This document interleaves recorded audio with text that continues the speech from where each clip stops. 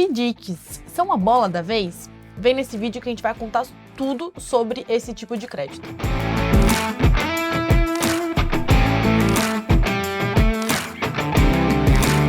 Bom, Arthur, já que todo mundo só fala de FDICs, desde 2024 a gente tem escutado muito sobre esse assunto, queria que você explicasse para todo mundo o que efetivamente são essas letrinhas, mais uma no nosso mercado, e também como que foi esse crescimento que a gente viu, refletir aí como são os números e etc, para contextualizar em geral para as pessoas. Tá, vamos lá. Bom, os FDICs são os fundos de investimento em direitos creditórios.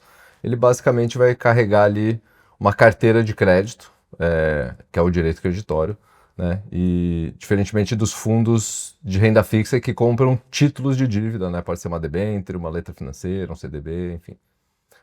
Acho que ele tem dois fatores que desde o ano passado colocaram os FDICs assim nesse ponto em voga, isso.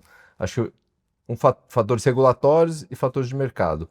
Fator regulatório teve uma lei que passou em dezembro de 23, que é a Lei 14.754, que mexeu um pouco na parte dos fundos exclusivos, um pouco de investimentos offshore, e que no caso dos FDICs, eles mantiveram a isenção em relação a come-cotas se cumprir determinadas circunstâncias ali que a grande maioria dos fundos consegue se enquadrar, né?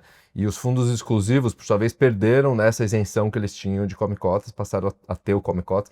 Então, a parte dos fundos exclusivos passaram a se reorganizar, né, as suas carteiras e sua operação para se enquadrar e para serem FDICs, né, e aumentar até esses investidores aumentarem a exposição deles em FDICs, né, como uma forma ali de buscar um retorno interessante. Acho que o fator de mercado está relacionado a esse momento que a gente está de taxas de juros muito altas, né, então as pessoas avessas a risco, migrando para portfólios mais conservadores, que vão mais para o crédito privado.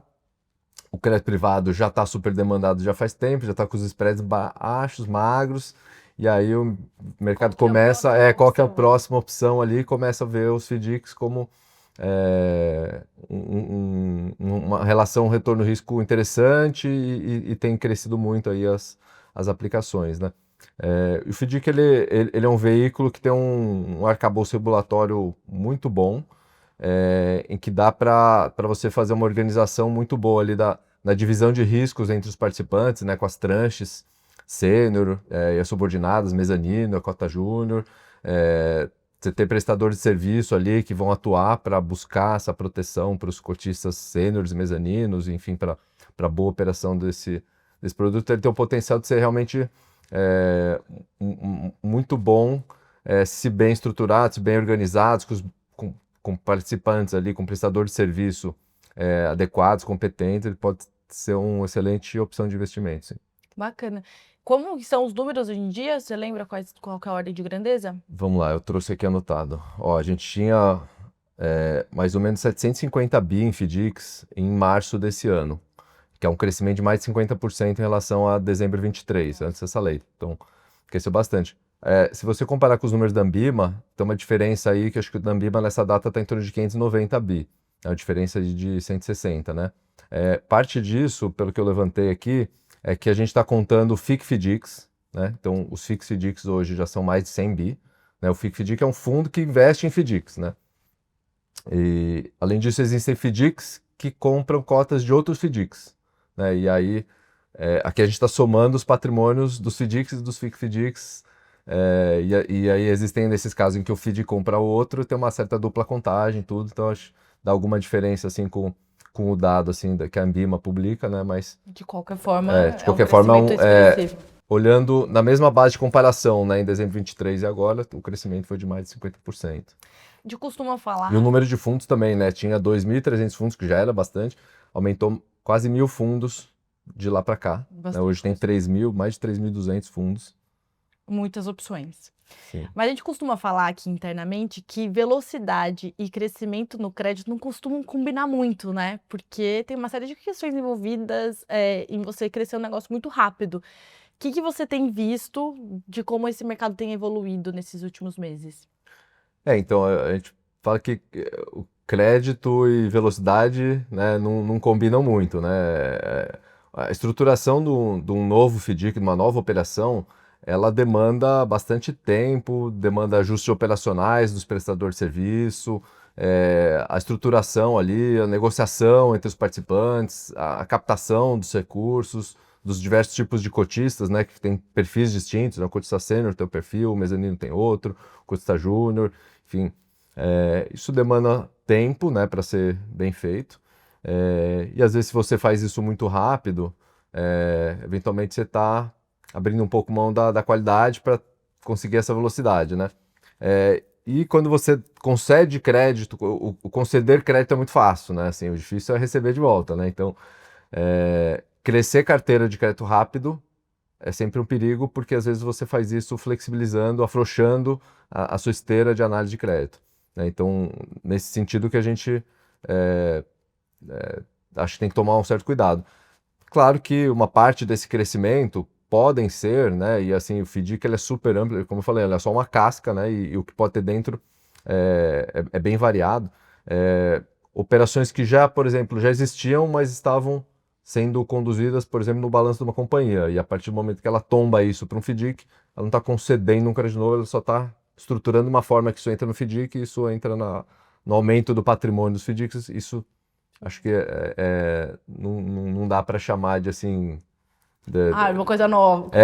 Não foi um crédito novo concedido, né? Então, assim, tem situações distintas contadas assim nessa estatística de crescer mais 50%. É muito difícil, né? Porque, como você falou, é uma casca. Dentro tem muitos setores diferentes, tipos, estruturas, que é muito complicado para a pessoa física avaliar. E hoje em dia a pessoa física pode investir. Então, o que você daria até de assim, dica para quem é pessoa física hoje em dia que pode se tornar investidor de um FDIC diretamente?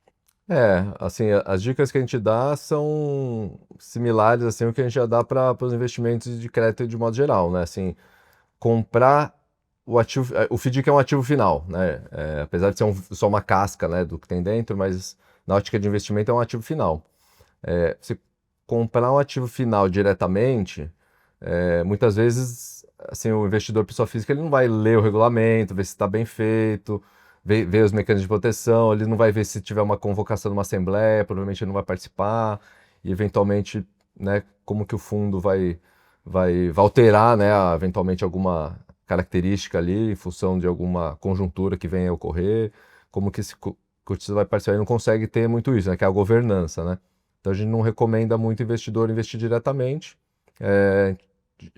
Acho que seria o mais recomendado através de um FIC-FDIC, né, que é contratar um gestor profissional para escolher quais FDICs você contrata esse mandato que vai alocar no FIC-FDIC. Pelo menos uma diversificação um pouquinho maior, né? Vai ter uma diversificação maior, exatamente. Aí também algumas dicas assim, não tem almoço grátis, né? Se o fundo está rendendo mais, provavelmente é porque ele tem mais risco, né? Não tem mágica. Acho que um outro ponto importante de tomar cuidado é a questão da liquidez, né? O FDIC ele é bem menos líquido que outros ativos de crédito. Então, se um fundo oferecer um prazo de resgate muito curto, dependendo de como for a carteira dele, de como for o perfil ali, tudo das operações, às vezes isso pode parecer interessante para o investidor num primeiro momento, mas pode ser uma faca de dois gumes ali, né? Porque se outros investidores resgatarem, você vai ficar sozinho ali, né? Ao mesmo tempo, às vezes o ativo ele não consegue, o gestor não consegue monetizar adequadamente os ativos num prazo curto para pagar passivos, né? E para fazer isso, às vezes ele tem que fritar ali algum ativo, alguma coisa assim. Então pode ser um problema se tiver um prazo de resgate muito curto, né? O ideal é que seja um prazo realmente um pouco mais longo. Aí, sei lá, vou chutar aqui D mais 90, 120, 180, alguma coisa assim, às vezes até mais. Diferentemente dos fundos de crédito mais baixo risco, que tipicamente tem 30 dias, alguma coisa assim, né? Bom, uma última recomendação é em relação à subordinação, né? O pessoal fala muito, geralmente investidor de crédito gosta muito de uma subordinação alta, né? Ou seja, que alguém que vai ter uma primeira perda antes de você, ou muitas garantias, né? Toma cuidado, porque como eu falei, não tem almoço grátis, né? Se um fundo está oferecendo uma subordinação muito elevada, provavelmente é porque ele precisa de tudo aquilo de subordinação para garantir um conforto para o cotista. Então, não é que ele está dando de mão beijada uma subordinação extra, né? Assim como quando um crédito tem muitas garantias, essa semana oferecendo para a gente uma operação com 75% de subordinação e em vez do tomador da alienação fiduciária da fazenda, ele bota a fazenda dentro do fundo. Você é dono da fazenda. Nossa. É tanta garantia que ele oferece, né? Que você fica dizendo, nossa, esse cara deve ser super arriscado. Precisa mostrar tudo isso. Se ele precisa dar tudo de garantia, provavelmente ele é muito arriscado. Ele não é pouco arriscado por ter muita garantia, ele é ao contrário, né? Ele é muito arriscado.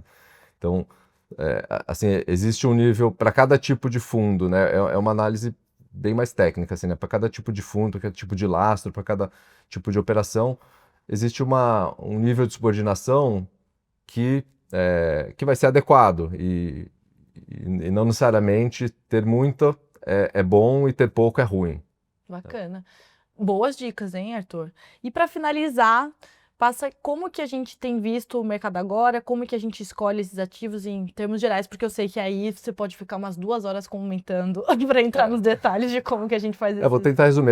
A gente investe em FDICs há mais de 10 anos, a gente tem vários tipos de lastro na nossa carteira. Eu vou comentar alguns aqui. Por exemplo, acho que o mais conhecido, né, o mais comum no mercado são os multicedentes, multissacados, né, que são as antigas factorings. A gente tem diversos na carteira. Acho que hoje é um mercado, esses fundos já têm hoje próximo a um pouco mais de 100 bi. São, acho que centenas, né, de fundos. A gente gosta.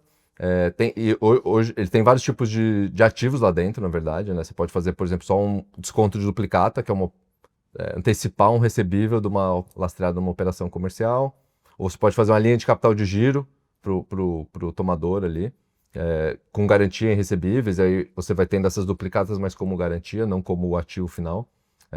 Você também pode fazer o risco sacado, né, que chama, né, que é você não dar crédito procedente, né, que está te cedendo aquela duplicata, mas sim dar crédito para o sacado, né, você tomar o risco do sacado. Então, tem várias formas de fazer, aí pode ter performado, não performado, empresas que estão em RJ, empresas que não estão em RJ, pode ter, enfim, uma série de outros detalhes assim que a gente vai olhando e dá para segmentar dentro dos multicedentes sacados diversos outros nichos, assim, né?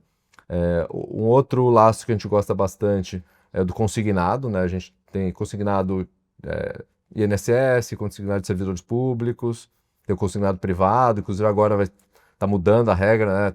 Recentemente passou no Congresso, deve ser sancionado logo mais. É o novo consignado privado, acho que deve vir alguma coisa aí no segundo semestre, a gente já está começando a olhar.